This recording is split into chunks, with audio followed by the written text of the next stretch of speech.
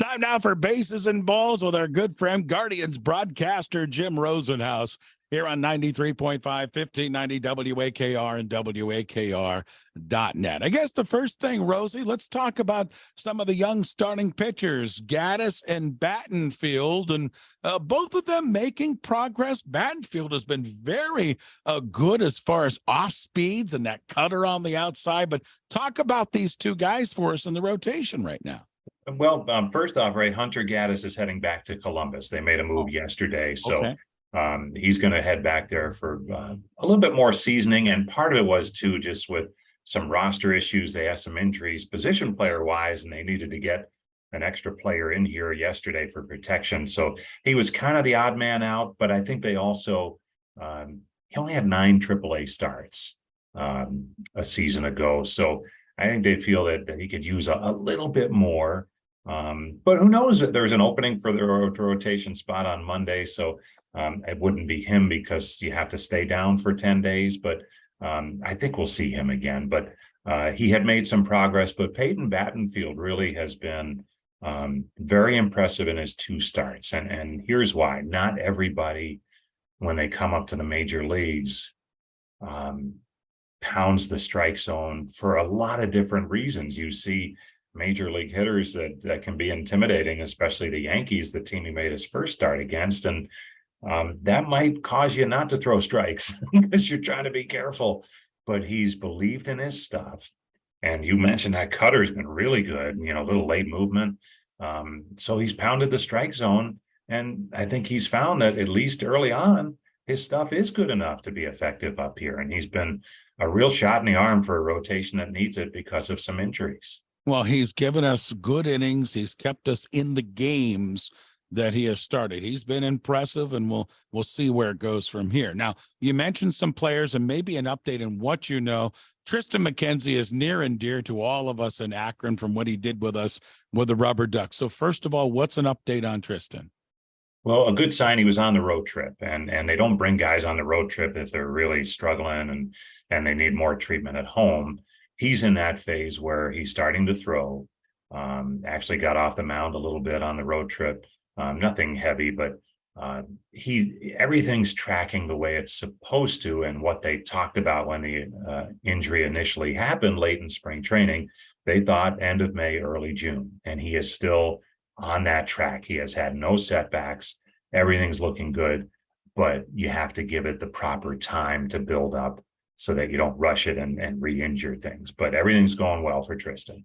Okay, let's talk about Amed Rosario. And one thing that was noticeable to me this week is the importance maybe of him in the lineup. And sometimes you don't see it until maybe he's out of that lineup in that 2 position, but how valuable he is there offensively and defensively. He's been out of the lineup the last few days. I guess it's a back. Give us an update on what you know about him. Yeah, lower back and then maybe a little bit around the side.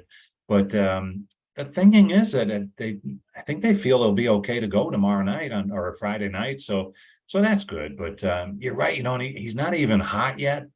But you're right. They still miss him, and I think that's a tribute to what he has meant to this team the past couple of seasons.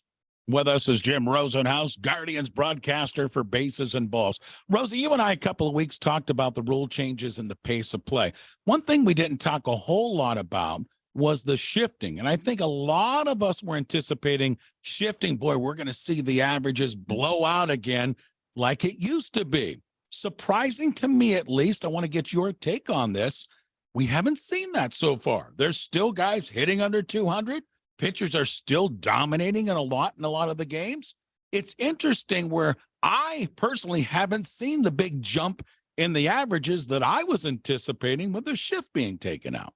Well, yeah, and I don't know that we would, but I will say when someone hits a ground ball in the hole on the right side, they get a base hit because there's not a second baseman playing shallow right and just taking any possibility of that away. And so we've seen the occasional ground ball through the right side from a Josh Naylor or a Jose Ramirez when he's batting from the left side.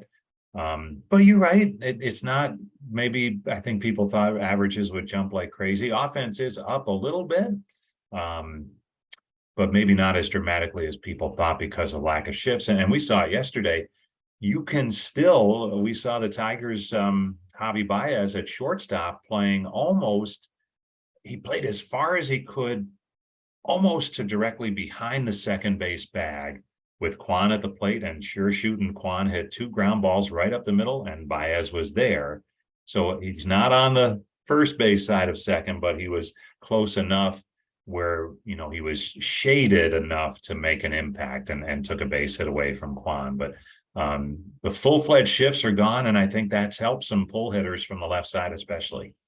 Rosie, final question, and we did a lot of reading in the offseason how Myles Straw was working hard to kind of put last year behind him, work on his mechanics, work on a swing. Well, here we are almost a month in, and I know it's only a month in. He really looks a lot different at the plate, and you're seeing every pitch to Myles Straw. He's off to a good start. He is, and it just seems more aggressive at the plate, and I think that was part of the plan. You know, and now the key is, can he continue that? Because remember now, he got off to a pretty good start a year ago, and then from mid-May on, man, it was a struggle. So hopefully when he goes through the inevitable tricky stretches, you know, he can get back to what he was doing this winter to change things up and be more aggressive. Go ahead and try and pull the ball a little bit if the opportunity is there. And we've seen that a lot more here early in the season. So hopefully he can keep it going, because he's such a good defender in center field, and he can be an asset. And we've seen it here. When he gets on base, he's stealing bases, and that can be a real weapon offensively, especially in that number 9 spot. Yep. Finally, Marlins in for the weekend. We don't see a whole lot of the Marlins team. At least I think I'm reading right. Build on kind of some young pitching and such. But talk to us about what you know about the Marlins. Yeah, some real good young pitching, and you know that we've seen a couple of rebuilding teams here the past 10 days or so. They're doing it with good young players. They have some really good young talent. Jazz Chisholm, one of the best young position players in the game today.